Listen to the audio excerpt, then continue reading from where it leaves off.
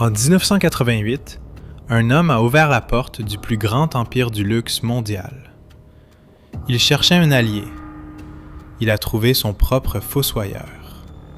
Henri Racamier dirige Louis Vuitton depuis 10 ans. Il a multiplié le chiffre d'affaires par 30, révolutionné la distribution, ouvert les marchés asiatiques, créé les standards du luxe moderne. Mais en 1988, LVMH est en guerre civile. Racamier contre Chevalier. Le clan Vuitton contre le clan Moet Hennessy. Chacun veut le contrôle. Personne ne veut céder. Désespéré, Racamier cherche un allié extérieur. Je vais appeler Arnaud, 39 ans, patron de Dior. Ambitieux, mais contrôlable. L'accord semble simple.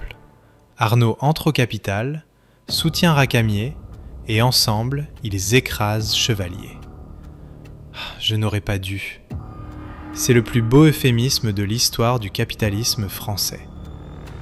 Et si Racamier avait trouvé un autre chemin, une réconciliation, une cession négociée? N'importe quoi, sauf Arnaud. Dans ce monde alternatif, Bernard Arnault reste à la tête de Dior. Une belle marque, peut-être 2 ou 3 milliards de fortune. Pas 75 marques, pas Tiffany pour 14,7 milliards, pas Bulgari, pas Fendi, pas Givenchy. LVMH reste un groupe familial franco-français, géré par des héritiers en désaccord permanent. Peut-être racheté dans les années 90 par un concurrent étranger, peut-être disparu. Et l'homme le plus riche du monde, ce serait Bezos ou Musk, certainement pas un Français. Aujourd'hui, LVMH vaut 240 milliards d'euros.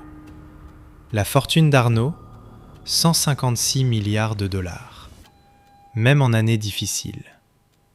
Henri Racamier est mort en 2003, évincé du groupe qu'il avait sauvé par l'homme qu'il avait lui-même invité. Un banquier proche du dossier avait résumé en une phrase : Bernard Arnault est un prédateur, pas un créateur. Racamier l'avait appris à ses dépens.